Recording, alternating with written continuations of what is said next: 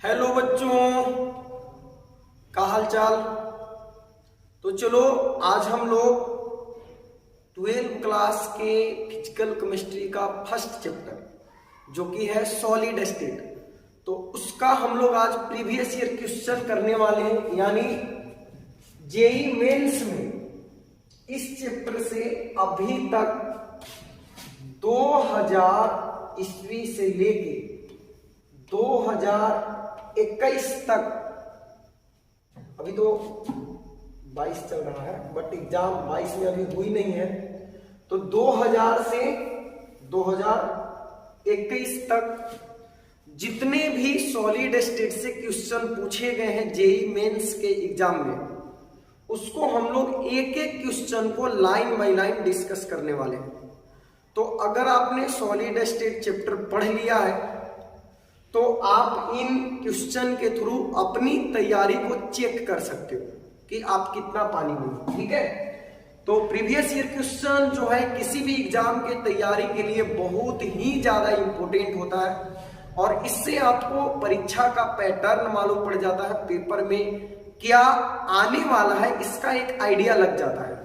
तो जब आप 10 साल 20 साल के क्वेश्चन को लगातार बनाते हो तो किस तरीके से एग्जामिनर जो है वो पैटर्न में धीरे धीरे चेंज ला रहा है, किस तरह के क्वेश्चन ज्यादा पूछे जा रहे हैं, किस टॉपिक का वेटेज ज्यादा है, तो इन सारी चीजों का आप कंक्लूजन खुद से निकाल सकते हो।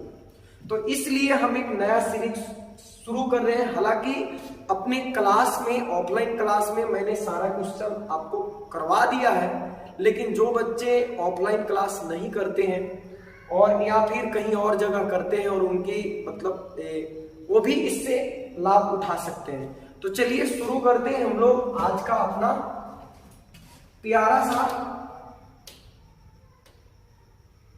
वीडियो, जिसमें हम लोग करने वाले हैं सॉलिड स्टेट का प्रीवियस ईयर क्वेश्चन। तो यहां पे देखिए आप,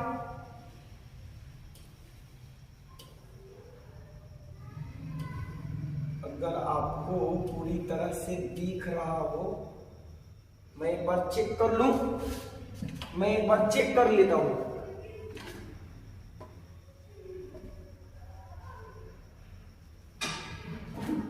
हाँ ठीक है। तो देखो अच्छा एक बात और, पूरी वीडियो में क्वेश्चन बोर्ड पे लिखी हुई होगी इंग्लिश मीडियम में, लेकिन मैं समझाऊंगा पूरी तरह से हिंदी में, जिससे हिंदी मीडियम वाले और इंग्लिश मीडियम वाले दोनों बच्चे इसका लाभ उठा सके, ठीक है।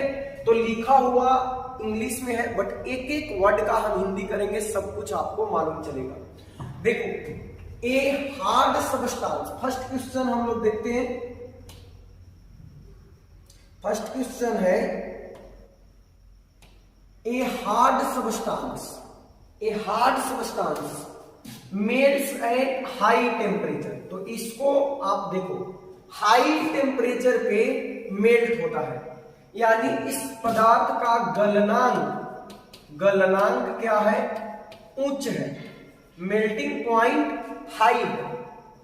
एंड इंसुलेटर एक कुचालक है, कुचालक है, इंसुलेटर है solid state as well as in molten state, यानी ठोस अवस्था और गलित अवस्था दोनों में विद्युत का कुचालक है।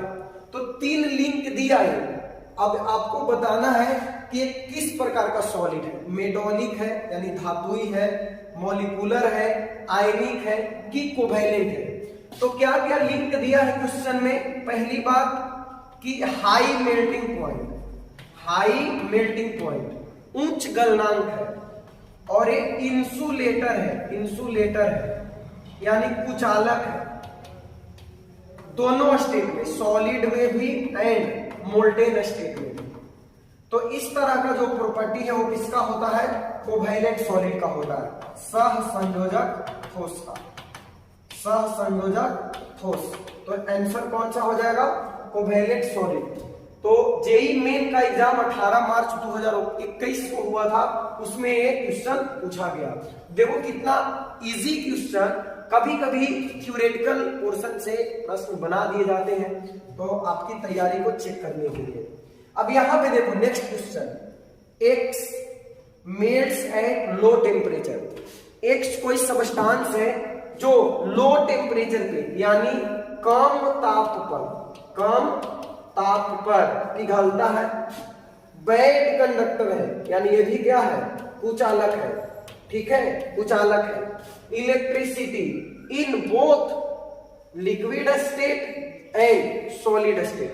तो देखो लिक्विड स्टेट में भी कुचालक है, यानी आयनिक नहीं हो सकता, और सॉलिड स्टेट में भी ये क्या है, इंसुलेटर है। और उसके बाद यहां पे एक हिंट दिया कि लो टेम्परेचर पे मेल्ट होता है, तो लो टेम्परेचर पे मेल्ट होने वाला तो इस तरह का सब्सटेंस आपका मॉलिक्यूलर ही हो सकता है, मॉलिक्यूलर सॉलिड, आणविक ठोस, ठीक है, आणविक ठोस। तो इसमें आप देखो जिंक सल्फाइड ए आयनिक है, जिंक सल्फाइड आयनिक है। तो आयनिक सॉलिड क्या होता है कि सॉलिड स्टेट में तो इंसुलेटर होता है, बट मोल्टेन स्टेट में या एक्वस सॉल्यूशन में कंडक्ट करता है इलेक्ट्रिसिटी। सिलिकॉन कार्बाइड आपका क्या हो जाएगा, कोवैलेंट हो जाएगा। मरकरी मेटॉलिक है, तो ये तो ऑलवेज क्या होगा, कंडक्टर होगा। और कार्बन टेट्राक्लोराइड आपका मॉलिक्यूलर होगा। तो इसका आंसर हो जाएगा carbon tetrachloride, CCl4। Molecular solid है तो मेल्टिंग पॉइंट लो होगा, और हमेशा ऑलवेज सॉलिड हो या मोल्टेन स्टेट हो, हमेशा ये इंसुलेटर की तरह वर्क करेगा। तो ये दो क्वेश्चन था जो कि पूरी तरह से आपके टाइप्स ऑफ सॉलिड जो है वहां से पूछा गया, टाइप्स ऑफ क्रिस्टलाइन सॉलिड। बढ़ते हैं नेक्स्ट क्वेश्चन की ओर। देखो the ratio of number of atoms present in simple cubic, body centred cubic and face centred cubic structure. तो नंबर ऑफ एटम्स पूछ रहा है। तो हम लोग पढ़े हैं कि नंबर ऑफ इफेक्टिव एटम, अगर हम बात करें सिंपल क्यूबिक की, तो सिंपल क्यूबिक में जेड कितना होता है, 1 होता है, बीसीसी में 2 होता है, और एफसीसी में 4 होता है। तो यहां पे पूछ रहा है कि तीनों का रेशियो बताओ, simple, body centred and face centred. तो ये हो जाएगा 1:4, ठीक है, 1:4, 1:4 हो जाएगा। इसका ऑप्शन हो गया बी। नेक्स्ट क्वेश्चन है, which primitive unit cell has unequal edge length, A not equal to B not equal to C and all axial angles different from 90 degree. यानी इसका मतलब ये हुआ कि एक भी एज लेंथ आपस में बराबर नहीं है।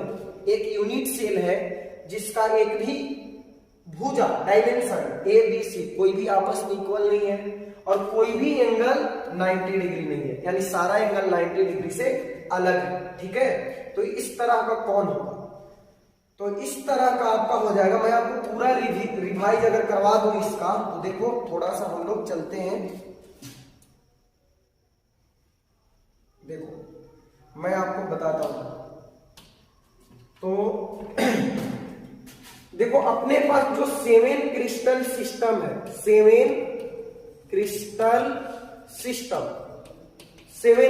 सिस्टम, जिसमें cubic, tetragonal, orthorhombic, rhombohedral, hexagonal, monoclinic और ट्राइक्लिनिक। तो cubic, tetragonal, orthorhombic, rhombohedral, hexagonal, monoclinic और ट्राइक्लिनिक। अब इतना तो आप सॉलिड स्टेट पढ़ चुके हो, तो मालूम होगा एक 7 क्रिस्टल सिस्टम के बारे में। CTORHMT, ये ट्रिक से याद रखना, CTORHMT।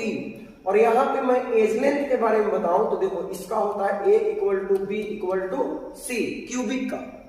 टेट्रागोनल का A = B not equal to C, और ऑर्थोरोम्बिक का A not equal to B not equal to C। तो एक सीक्वेंस बन गया यहाँ पे।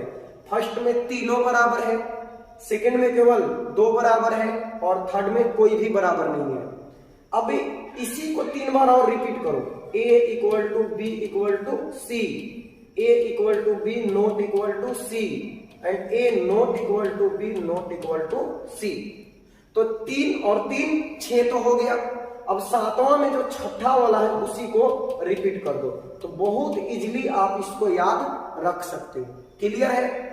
अब एज लेंथ हो गया। अगर हम एंगल की बात करें, देखो फर्स्ट में alpha equal to beta equal to gamma equal to 90 degree, यही तीनों में एक कहानी रिपीट हो जाएगा। ठीक है, यानी फर्स्ट 3 में तीनों एंगल 90 डिग्री के बराबर होता है। अब उसके बाद इसमें क्या है, फोर्थ में रोम्बोहेड्रन में alpha equal to beta equal to gamma, ये सब तो आपस में इक्वल होंगे बट 90 डिग्री के इक्वल नहीं होंगे। ठीक है, आपस में इक्वल होंगे बट 90 डिग्री के इक्वल नहीं होंगे। और उसके बाद देखो हेक्सागोनल है, तो हेक्सागोनल में आपको याद रखना है कि अल्फा और बीटा तो 90 डिग्री होगा, लेकिन एक एंगल जो है वो 120 डिग्री हो जाएगा। वन एंगल 120 डिग्री होगा। और इसमें क्या होगा, अल्फा और बीटा मान लो 90 डिग्री है और एक एंगल गामा 90 डिग्री के इक्वल नहीं होता है। और इसमें क्या होता है, अल्फा बीटा गामा तीनों में से कोई भी इक्वल नहीं होता और कोई भी 90 डिग्री के भी इक्वल नहीं होता। तो इस तरीका से मैंने आपको सातों क्रिस्टल सिस्टम का एक बार फिर से रिवीजन करवा दिया। तो देखो हमसे पूछा गया कि which primitive unit cell has unequal edge length, यानी कि a not equal to b not equal to c होना चाहिए और कोई भी एंगल 90 डिग्री नहीं होना चाहिए। तो इस हिसाब से अगर देखा जाए तो मोनोक्लिनिक, ट्राइक्लिनिक और हेक्सागोनल और टेट्रागोनल है, तो एक भी एंगल एज लेंथ बराबर नहीं है तो ये मोनोक्लिनिक में नहीं है, और एक भी एंगल 90 डिग्री के बराबर नहीं है तो ये ट्राइक्लिनिक में होगा। ट्राइक्लिनिक में इसका ऑप्शन क्या हो जाएगा, ट्राइक्लिनिक। तो आप अगर इसका स्क्रीनशॉट लेना चाहो तो ले लो। ठीक है, स्क्रीनशॉट लेना चाहो तो ले लो, एक याद रखने के लिए। तो अब बढ़ते हैं हम लोग नेक्स्ट क्वेश्चन की।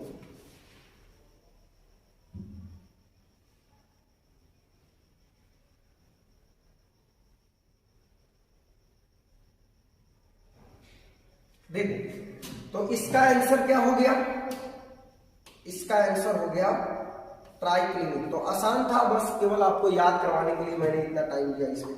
नेक्स्ट क्वेश्चन,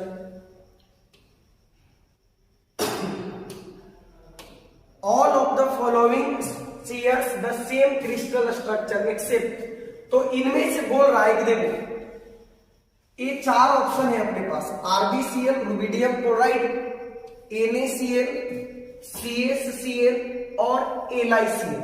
तो बोल रहा है कि इन चारों में से, और एग्जाम कब हुआ है, जेईई मेंस 2018 में पूछा गया क्वेश्चन है, इन चारों में से कौन ऐसा क्रिस्टल है जो बाकी तीनों से अलग है। तो देखो ए रुबिडियम क्लोराइड, NaCl और CaCl, ये तीनों क्रिस्टल जो है वो हाइड्रेट नहीं बनाते, लेकिन LiCl जो है ये आपका LiCl.2H2O यानी ये हाइड्रेट के रूप में रहता है। किस रूप में रहता है, हाइड्रेट के रूप में रहता है, बट ये तीनों जो है वो हाइड्रेट नहीं बनाते। तो इसीलिए इसका आंसर हो जाएगा आपका डी, बिकॉज लिथियम क्लोराइड जो है वो हाइड्रेट का निर्माण करता है, हाइड्रेट का निर्माण करता है, इसलिए। बढ़ते हैं नेक्स्ट क्वेश्चन की। Monoclinic unit cell the relation of side angle and are respectively. अभी अभी हम लोग बात किए थे मोनोक्लिनिक में क्या होता है, मोनोक्लिनिक में होता है a not equal to b not equal to c. अगर आपको याद हो तो सबसे लास्ट से सेकेंड वाला मोनोक्लिनिक होता है, तो a not equal to b not equal to c. और एंगल की बात करें तो इसमें 2 एंगल तो 90 डिग्री के बराबर होता है, बट एक एंगल जो है वो 90 डिग्री के बराबर नहीं होता।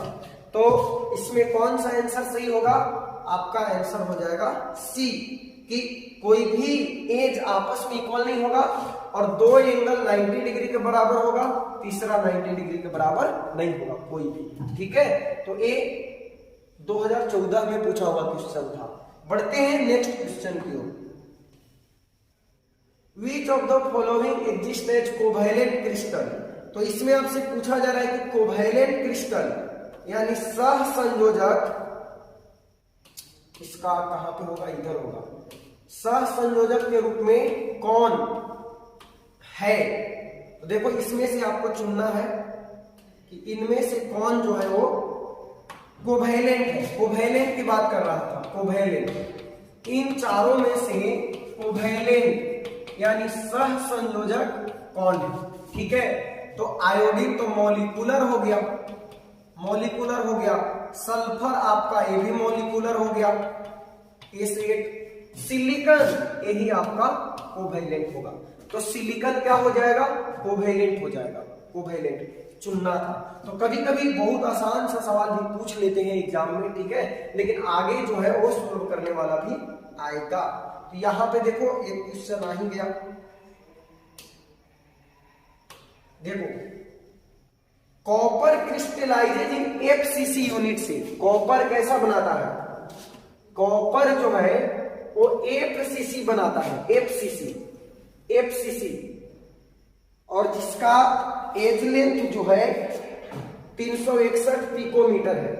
तो आपसे पूछा रेडियस फाइंड कर दो। तो फॉर FCC हम जानते हैं, फॉर FCC R equal to A/2√2। तो आप पुट करो यहाँ पे A के जगह पे 361 पिकोमीटर 2 इंटू और 2 का वैल्यू 1.414। तो 361 बटा 2.828 करोगे तो आपका अप्रोक्सीमेटली 128 के लगभग आ जाएगा। तो इसका आंसर कितना होगा, 128। तो देखो रेडियस के फॉर्मूला पे क्वेश्चन था, ठीक है, कई बार कर चुके हैं हम लोग इस तरह का छोटा छोटा क्वेश्चन। तो बढ़ते हैं नेक्स्ट क्वेश्चन की ओर। In which of the following crystal alternate tetrahedral voids are occupied. तो बोल रहा है कि इनमें से किसमें अल्टरनेट टेट्राहेड्रल वॉइड ऑक्युपाई होता है। तो आप जानते हो कि जिंक सल्फाइड जो होता है वो CCP क्रिस्टल बनाता है, ठीक है, और इसमें सल्फाइड आयन H2- आयन जो है वो CCP बनाता है, और Zn2+ आयन 1/2 टेट्राहेड्रल वॉइड पे रहता है, ठीक है, 1/2 टेट्राहेड्रल वॉइड पे रहता है। तो ये हो गया जिंक सल्फाइड में आपका अल्टरनेट टेट्राहेड्रल वॉइड ऑक्युपाई रहता है, ठीक है। इसमें तो ऑक्टाहेड्रल वॉइड पे Na+ रहता है, ठीक है। इसमें F- रहता है कहां पे, टेट्राहेड्रल वॉइड सभी पे, और इसमें सोडियम रहता है Na+ टेट्राहेड्रल वॉइड पे, उसमें सभी पे, ठीक है। तो अल्टरनेट किसमें रहता है, जिंक सल्फाइड में रहता है, ठीक है। नेक्स्ट एक क्वेश्चन देखो यहाँ पे, अच्छा सवाल है, सोल्व करने वाला है, और कब पूछा है, 2020 में। तो लेटेस्ट क्वेश्चन है, an element with molar mass यानी m का वैल्यू दिया है, m का वैल्यू 2.7 इंटू 10⁻² kg/mol बनाता क्या है, cubic unit cell, edge length दिया है, यानी a का वैल्यू भी दिया है, m भी दे दिया, a भी दे दिया, उसके बाद डेंसिटी भी दे दिया 2.7 × 10⁻³ तो आपसे पूछा रेडियस कितना होगा, जहां पे 10⁻⁻ आपसे दिया हुआ है। तो इसको सोल्व करते हैं। देखो बहुत आसान सा क्वेश्चन है, सिर्फ थोड़ा सा सोल्व करना है इसको, कोई नहीं, तुरंत हम लोग कर लेंगे इसको। देखो यहां पे आपका क्वेश्चन, अगर आपको दिख रहा है तो, नहीं दिख रहा है तो हम लिखते हैं क्या क्या दिया है। मोलर मास दिया है, molar mass m equal to 2.7 into 10⁻⁻² kg/mol। फिर उसके बाद दिया क्या, edge length a equal to 405 picometre. तो पिकोमीटर को सेंटीमीटर में अगर हम बदलें, सेंटीमीटर में तो केजी में है तो मीटर में बदलते हैं, तो 10⁻⁻12 मीटर हो जाएगा। उसके बाद डेंसिटी भी दिया, डेंसिटी 2.7 इंटू 10⁻³ kg/m³। तो आपसे पूछा कि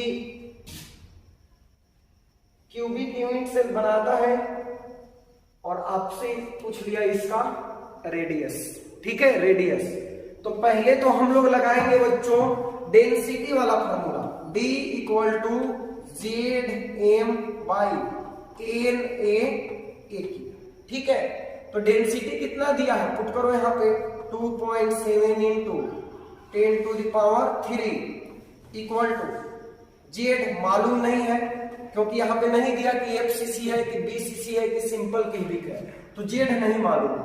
M का value 2.7 into 10 to the power -2 और बट्टा में एवोगाड्रो नंबर, उसके चक्कर में मत करो, 6 इंटू 10 टू द पावर 23 रखो, सोल्व करने में आसानी होगा। और एज लेंथ है 405, तो इसको हम लोग सीधे लिखेंगे 4 इंटू 10 टू द पावर 12 है ना, तो इसको हम लोग 10 कर लेते हैं, ठीक है। ये दो जो है पॉइंट को इधर ले गए तो 100 से मल्टीप्लाई हो गया, लगभग 4 गुने 10 के पावर -10, पॉइंट के बाद 0 है, उसके बाद 5 है, थोड़ा सा चेंज होगा, हम लोग उतना राउंडिंग कर लेंगे। तो 4 गुने 10 के पावर कितना -10 और इसका करेंगे क्यूब। तो सोल्व करोगे 2.7 से तो ये खल्लास हो गया और ये आएगा कितना, तो Z इक्वल टू आएगा आपका 6 इंटू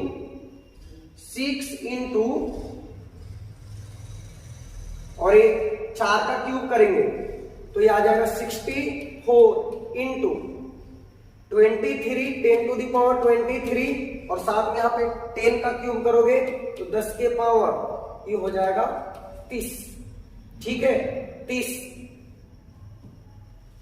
और बट्टा में कितना है 10 के पावर -2 है, -2, तो ऊपर जाएगा 24 की 4 6 6 36 और 2 38 384 इंटू बताओ ये ऊपर गया तो 23 2 25 और 30 में से 25 गया 10 के पावर -5। मेरे को लगता है हम लोगों ने कहीं पे गड़बड़ करा है, तो 10 के पावर -12 है, इसको करेंगे तो हो जाएगा 10 के पावर -10 और 2.7 10 टू द पावर 10 के पावर 3। अच्छा यहाँ भी था 10 टू द पावर 3 हम लोग कंसीडर नहीं किए हैं, तो उधर है 10 के पावर 3 साथ में, तो ये 10 के पावर 3 भी होगा। तो अब कितना हो गया 23 2 25 और 3 28, तो 28 तो ये बचा 2, 10 के पावर -2 ही बचेगा।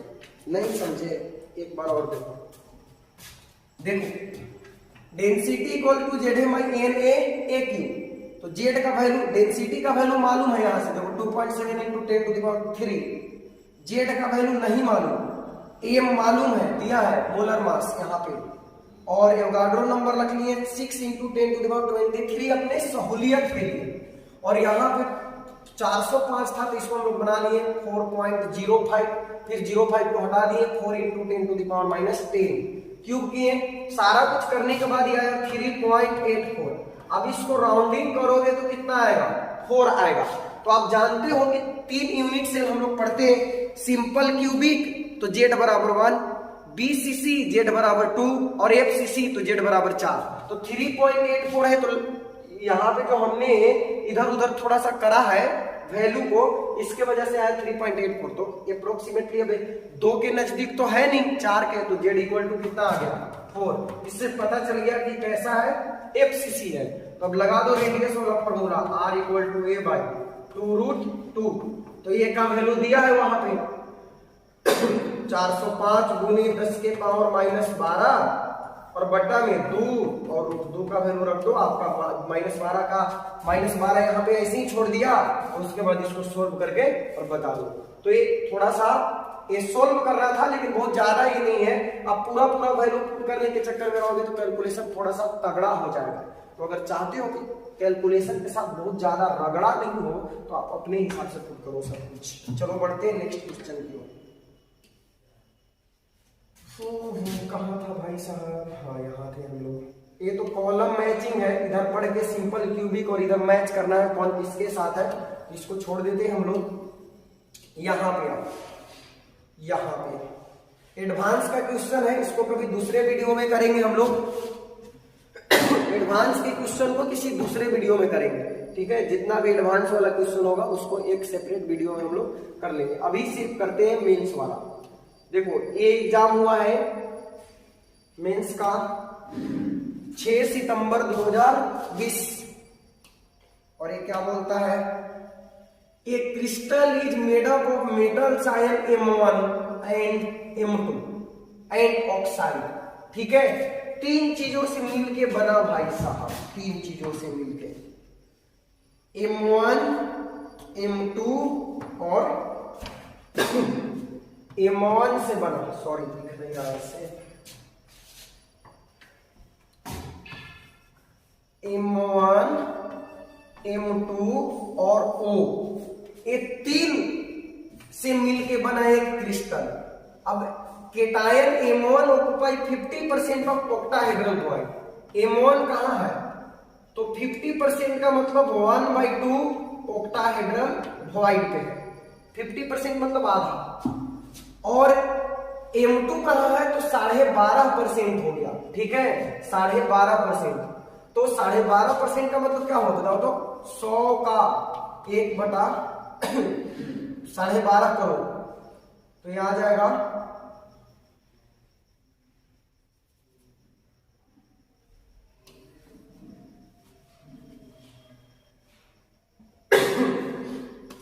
25% का मतलब 4, तो 12.5% का मतलब कितना होगा 1/8। तो ये 1/8 पार्ट पे कौन है, 1/8 पार्ट पे है M2। और किसका 1/8 पार्ट पे, M2 occupy 12.5% of tetrahedral void. तो टेट्राहेड्रल वॉइड के 1/8 पार्ट पे कौन है, M2 है। और ऑक्साइड आयन क्या करता है, ऑक्साइड आयन यहां पे देखो लिखा हुआ है 4 में CCP लैटिस, तो ऑक्साइड आयन बनाता है CCP लैटिस। CCP लैटिस कौन बनाता है, ऑक्साइड आयन बनाता है, ठीक है, ऑक्साइड आयन बनाता है CCP लैटिस। तो अब आप बताओ जरा कि CCP को हम लोग FCC के नाम से भी जानते हैं। और FCC में नंबर ऑफ एटम कितना होता है, 4 होता है। तो जब नंबर ऑफ एटम 4 होता है बच्चों, तो ऑक्टाहेड्रल वॉइड भी कितना होगा, 4 होगा। फिर उसके बाद टेट्राहेड्रल वॉइड कितना होगा, तो 4 दूनी 8, यानी उसका दुगना होगा। और ये तो कितना है, ऑक्साइड आयन तो है ही 4, यानी टोटल 2 दूनी 4, ये 2 आया, 8 से 8 कैंसिल, 1 आया, और ये कितना आया 4 आया। तो यहां से आपको पता चला कि 2:1:4 का रेशियो आ रहा है, ठीक है, 2:1:4 का रेशियो आ रहा है। यानी M1 जो है, इसको लिखना चाहो तो जल्दी से लिख लो, फिर हम आगे बढ़ते हैं मिटा के इसको। 2:1:4। तो अब देखो हमारे पास आया कि M1 M2 और ऑक्साइड आयन, ये है 2, ये है 1 और ये है 4। तो अब सवाल समझते हैं क्या है, the oxidation numbers of M1 and M2 are respectively. तो M1 और M2 का ऑक्सीडेशन नंबर यानी आपसे चार्ज पूछ रहा है, तो हम मान लेते हैं कि M1 पे चार्ज है X और M2 पे चार्ज है Y। और ऑक्साइड पे आप जानते हो कि चार्ज कितना होता है, -2 होता है, -2। तो चलो सोल्व करते हैं। 2 into x plus 1 into y equal to कितना होगा, जानते हो कि केटायन और एनायन यानी धनायन और ऋणायन का आवेश आपस में बराबर होता है। तो 2x plus y equal to कितना हो जाएगा 2। अब इसको सोल्व करना है, ठीक है, सॉरी यहां पे 4 एटम है तो 4 एटम पे कितना चार्ज होगा, 4 एटम पे, एक एटम पे चार्ज है 2, एक ऑक्सीजन पे 2, तो 4 पे कितना होगा 8 हो जाएगा, यहां पे 8 हो गया।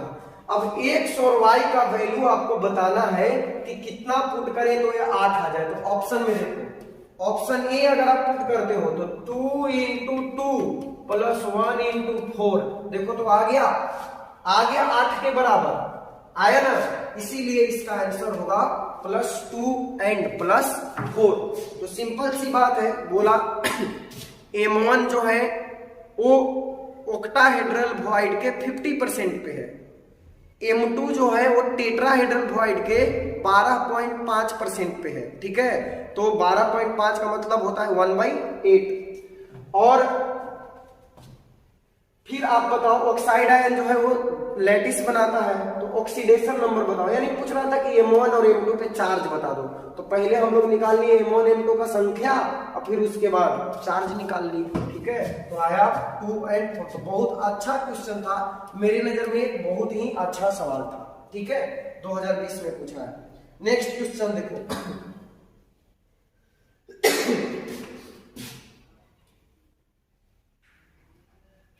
an element crystallizes in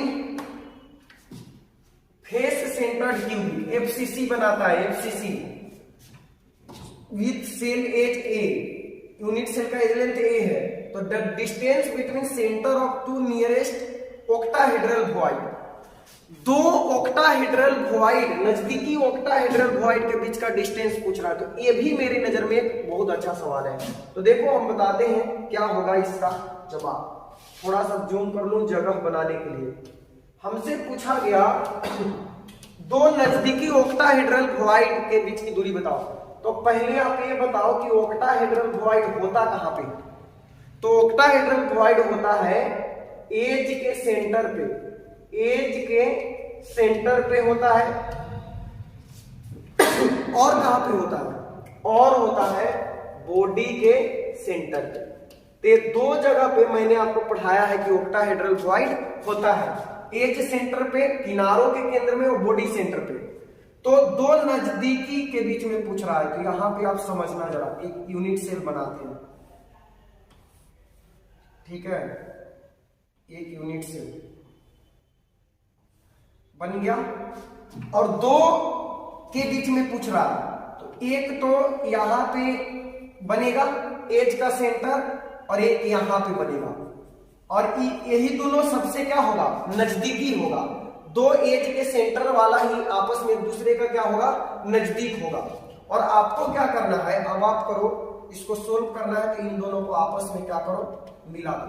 ठीक है, तो पूरा एज लेंथ ए था, तो यहां से यहां तक क्या होगा, a/2, और फिर यहां से यहां तक क्या होगा, यहां से यहां तक, यहां से यहां तक हो जाएगा a/2, और यहां से यहां तक हो जाएगा a/2।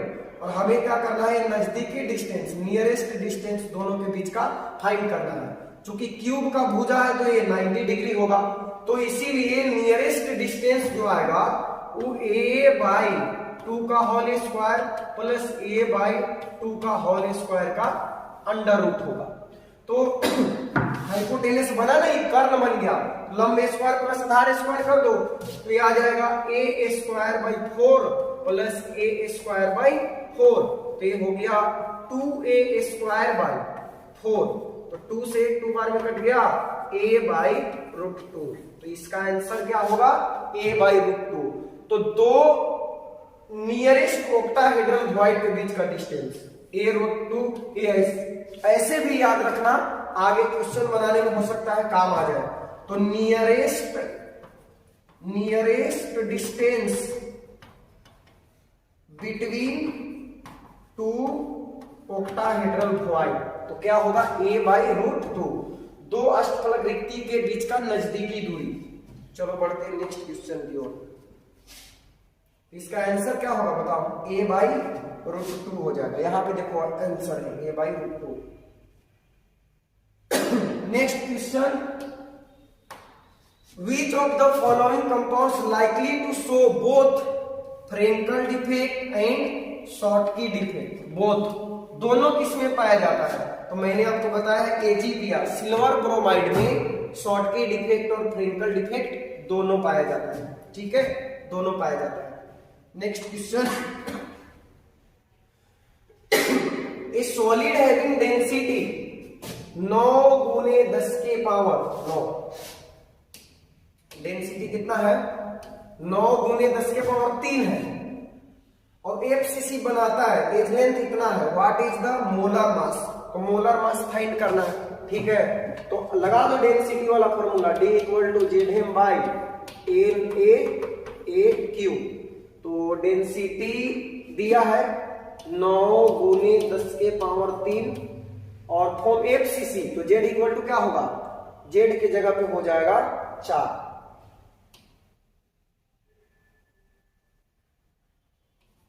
Z की जगह पे 4 होगा। M मोलर मास फाइंड करना है, एवोगाड्रो नंबर 6.02, तो यहां पे दिया हुआ है 6 गुने 10 के पावर 23 लेना है, तो इसको हटा दो यहां से,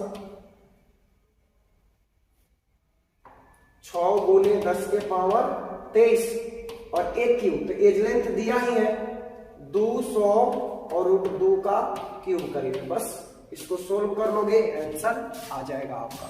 तो फॉर्मूला पे पुट करेंगे और बाकी सबको क्या करना है, केवल सोल्व करना है, डेंसिटी वाला फॉर्मूले का यूज करना था। नेक्स्ट क्वेश्चन देखो, a compound of formula A2B3 the HCP lattice बनाता है, which atom form the HCP lattice and what fraction of tetrahedral void are occupied by the other atom. तो HCP आप जानते हो कि HCP में नंबर ऑफ एटम कितना होता है, HCP में नंबर ऑफ एटम होता है 6, HCP में नंबर ऑफ एटम 6 होता है। तो अगर मैं इस फॉर्मूले को ऐसे लिखूं A2B3, तो इसको ऐसे भी लिख सकते हैं A4 और B6, A4 और B6, तो B आया 6 और हम जानते हैं कि HCP में क्रिस्टल बनाने वाला कितना होता है 6। इसका मतलब है इसमें एक्चुअल में पूछ ये रहा है कि फॉर्मूला A2B3 है और HCP है, तो आप बताओ कि कौन टेट्राहेड्रल वॉइड पे है और कौन बना रहा है क्रिस्टल। तो आप समझ सकते हैं यहाँ पे कि HCP में क्रिस्टल बनाने वाला 6 चाहिए और यहाँ पे 6 कौन है, B है, तो B बनाया आपका HCP लैटिस बनाया, और जब B HCP लैटिस बनाया और लैटिस बनाने वाला कितना है 6, तो टेट्राहेड्रल वॉइड कितना होगा बताओ, टेट्राहेड्रल वॉइड होगा 6 दूनी 12, तो टेट्राहेड्रल वॉइड टोटल एटम के दुगना होगा 6। इसका आंसर हो जाएगा कि HCP लैटिस B बनाता है, B क्या करता है, HCP लैटिस बनाता है।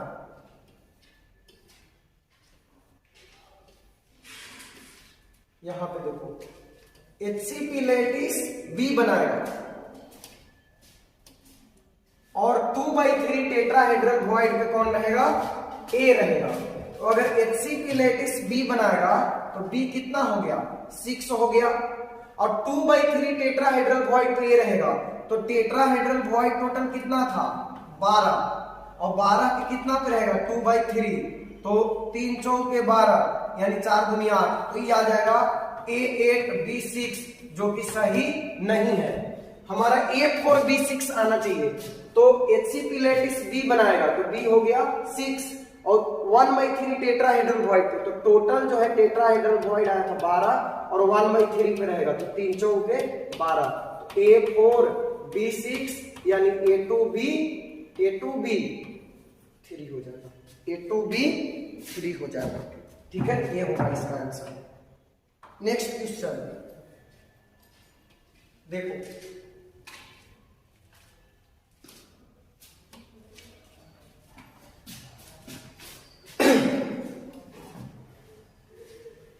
थोड़ा नीचे कर लूं,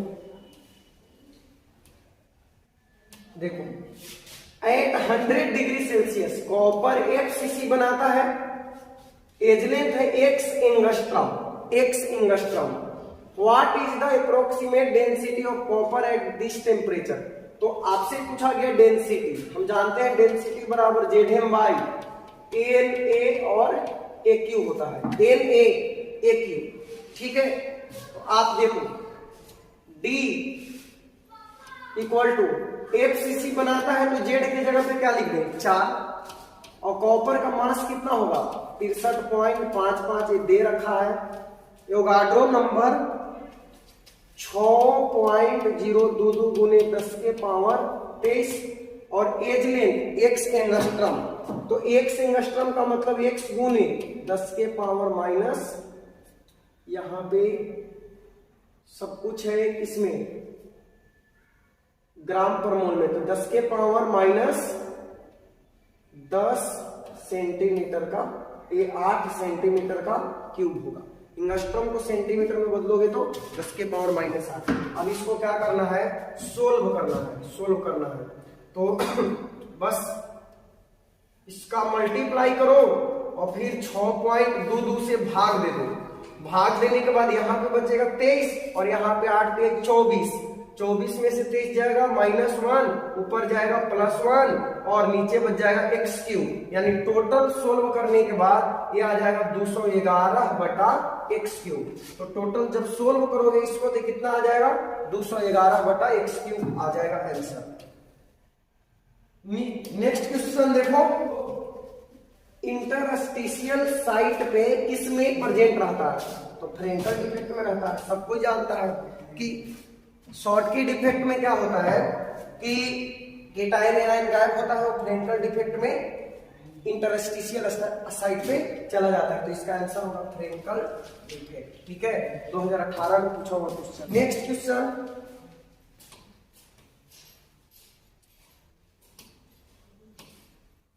which of the following arrangements show the schematic alignment of magnetic moments of anti-ferromagnetic? तो बहुत ही आसान सा सवाल है। हम लोग जानते हैं कि जब हम फेरोमैग्नेटिक की बात करते हैं तो सारा जो डोमेन होता है एक ही डायरेक्शन में सजा होता है। जब आप एंटी फेरोमैग्नेटिक की बात करते हो, एंटी फेरोमैग्नेटिक, तो इक्वल एंड ऑपोजिट डायरेक्शन में होता है। और जब आप फेरी मैग्नेटिक का बात करते हो तो ऑपोजिट डायरेक्शन में और अनइक्वल नंबर में होता है। ठीक है, तो हमसे पूछा गया किसका, एंटी फेरोमैग्नेटिक का, इक्वल एंड ऑपोजिट हो जाएगा, तो डी होगा इसका आंसर, इक्वल एंड ऑपोजिट। फिर एंटी फेरोमैग्नेटिक 2018 में बहुत ही बेसिक सा क्वेश्चन था। नेक्स्ट देखो यहाँ पे, ये metal crystallises in F centred cubic structure. FCC बनाता है if the edge length of its unit cell is a, the closest approach between two atoms in metallic crystal. दो एटम के बीच का क्लोजेस्ट अप्रोच कितना होगा, तो क्लोजेस्ट अप्रोच इनके बीच का रेडियस होगा यानी 2r होगा। ठीक है, 2r होगा। तो फेस सेंटर्ड में आप जानते हो कि r इक्वल टू a/2√2 होता है, तो हमें चाहिए 2r, तो 2 into a/2√2, 2 से 2 कैंसिल यानी a/√2, पहले भी हम लोग निकाले थे, तो a√2 होगा। इसका आंसर हो जाएगा a√2, ये a/√2 होगा, a/√2 ये नहीं होगा, a/√2 होगा। Next, sodium metal crystallises in body centred cubic lattice, जिसका एज लेंथ दिया है 4.29 एंगस्ट्रम, तो रेडियस बताओ।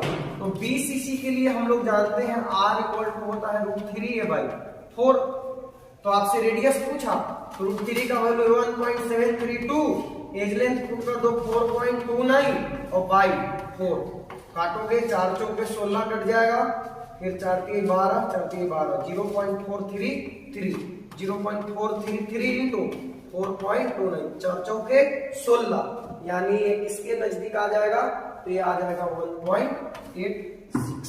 ठीक है, 1.86। कौन सा स्टेटमेंट सही है, तो CsI3 के बारे में बोल रहा है, तो Cs प्लस और I3 माइनस के रूप में ही टूट जाएगा। ठीक है, तो इसका आंसर होगा बी, Cs प्लस और I3 माइनस, और कोई भी इसमें आपको सुटेबल नहीं लगेगा। शॉर्ट की, the appearance of colour in alkali metal, यानी क्षार धातुओं के जो हेलाइड होते हैं उनमें रंग किसके वजह से होता है, कलर। तो आप सब जानते हो रंग का कारण होता है F centre. In A face centred cubic lattice, atom A कहां पे है, ए आर द कॉर्नर पे, ए कॉर्नर पे है, and atom B at the face centred point. A corner पे है भाई, तो कॉर्नर पे है तो 8 इंटू 1/8 कितना हो गया, 1 हो गया। और बी कहां पे है, बी है फेस सेंटर पे, तो फेस कितना होता है 6। और आगे बोला है कि atom B is missing from one of the face centre, यानी एक फलक पर से बी के परमाणु गायब है। तो टोटल 6 फेस होता है, 6 में से 1 पर से गया 5। तो फॉर्मूला बताओ कंपाउंड का, तो फेस वाला 1/2 पार्ट में डिवाइड होता है, तो ये आ गया 5/2। आपका फॉर्मूला आ गया ए हो गया 1 और बी हो गया 5/2। इसको इधर भेज दो तो हो गया A2B5, A2B5। तो आंसर होगा डी, A2B5। चलो नेक्स्ट क्वेश्चन देखते हैं। CSBr has BCC structure with edge length 4.3. The shortest interionic distance between CS plus and Br minus. तो अगर यहाँ पे BCC है तो शॉर्टेस्ट इंटरआयनिक डिस्टेंस हो जाता है R = √3a/2।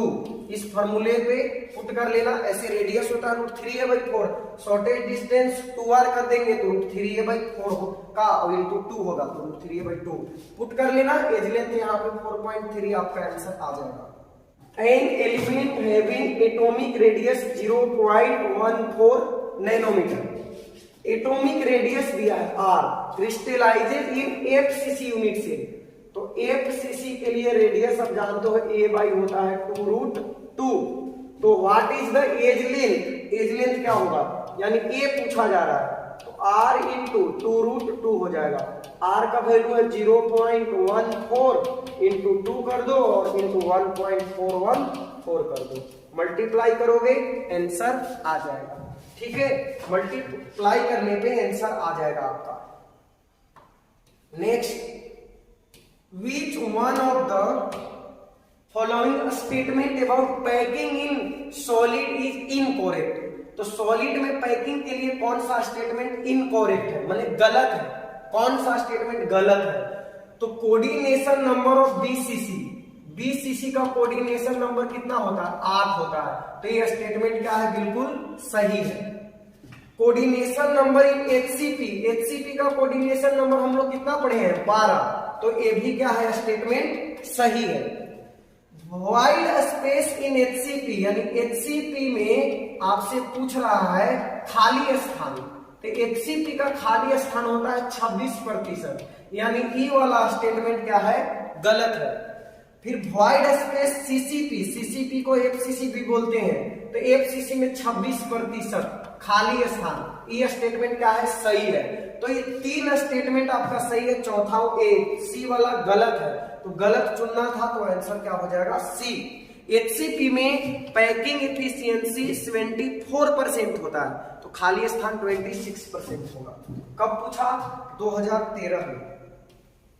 देखो यहां पे next question,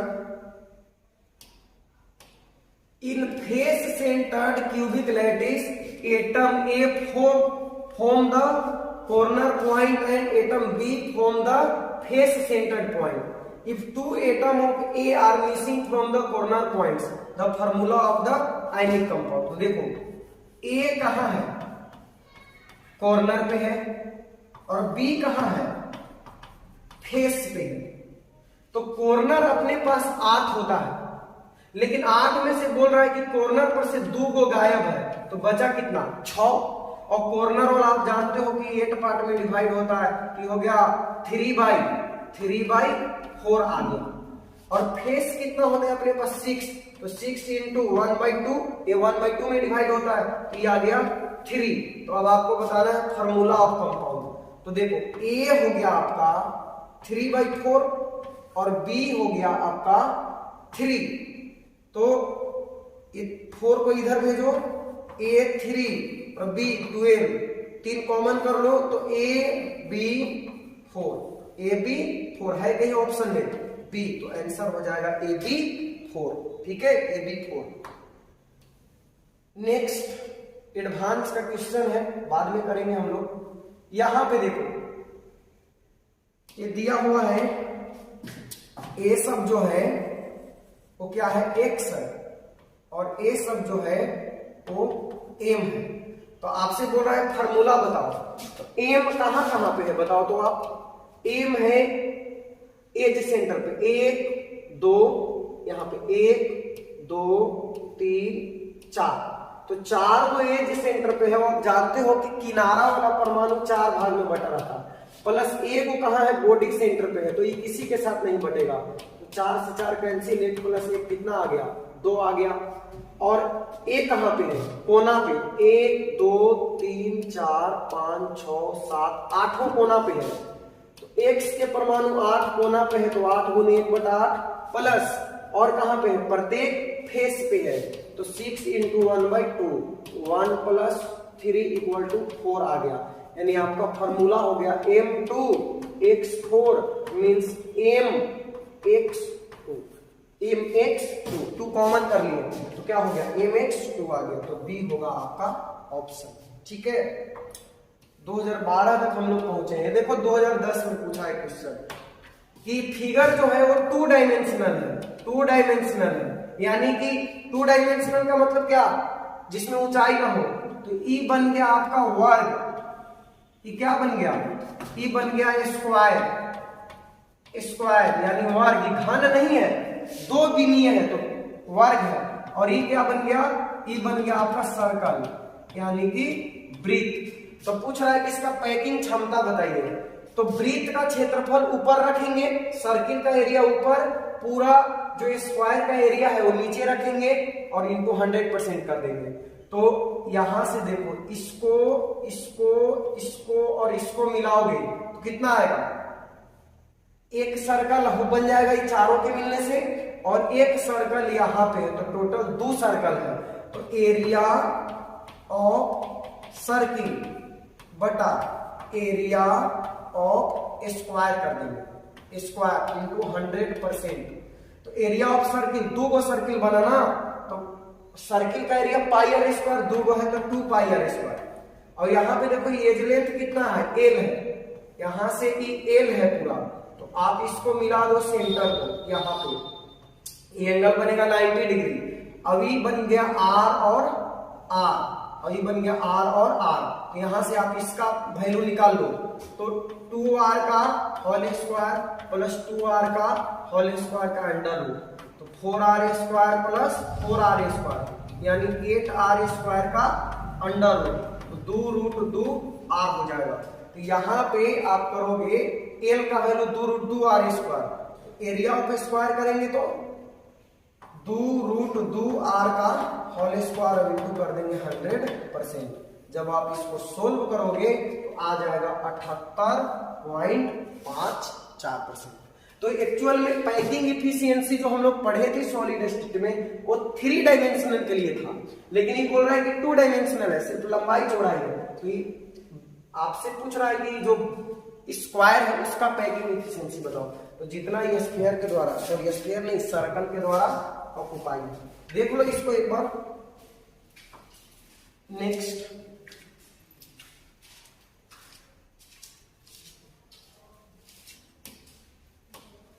A substance AXBY crystallizes in F centered cubic lattice, तो AXBY है जो FCC बनाता है। A occupy each corner of the cube and B occupy the center of each face of the cube. Identify the correct composition। तो एक 2 कौड़ी का सवाल है, इतना लंबा लिख दिया। A जो है ये कॉर्नर पे है और B कहां पे है, फेस पे है, तो कॉर्नर 8 गुने 1/8 और फेस 6 गुने 1/2, यानी हो गया AB3 हो गया। तो आंसर होगा इसका AB3। नेक्स्ट देख लो,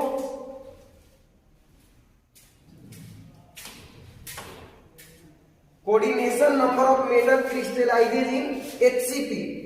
HCP का कोऑर्डिनेशन नंबर होता है 12, और इसको देखो, in a solid AB having NaCl structure, A atoms occupy the corner and if all the face center atom along one of the axis are removed, then the resultant stoichiometry of the solid.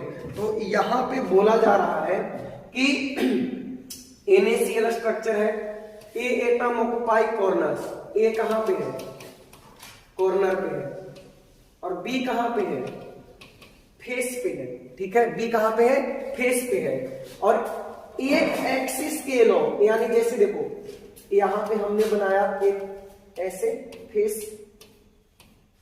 तो ये वाला एक x plane और ये वाला आगे वाला plane, ये दोनों का एक्सिस क्या होगा, सीधा लाइन जो खींचेंगे ऐसे, जैसे उधर का दीवार और ये वाला दीवार, तो एक एक्सिस के अलोंग जितना भी एटम था वो सब गायब कर दिया गया। तो आपको बताना है कि कंपोजिशन ऑफ कंपाउंड। तो इतना सारा क्वेश्चन मैंने बताया, अब एक छोटा सा सवाल आपके लिए छोड़ के जाते हैं। तो इस क्वेश्चन को सोल्व करके कब का पूछा है, 2001 में पूछा है जेईई मेंस में। एक पहले इसका नाम जेईई मेंस नहीं, 2013 से पहले इसको AIEEE के नाम से जाना जाता था। तो ये क्वेश्चन आपके लिए रहा, बोर्ड पे लिखा हुआ है, इसको सोल्व करके आप कमेंट में जवाब देना, ठीक है। तो आज हम लोगों ने सीरीज कंप्लीट किया 2021 से 2001 तक जितना भी जेईई मेंस का क्वेश्चन पूछा था वो, और इसके नेक्स्ट वीडियो में हम लोग जेईई एडवांस वाला क्वेश्चन भी डिस्कस करेंगे। मिलते हैं नेक्स्ट वीडियो में, थैंक्स फॉर वॉचिंग।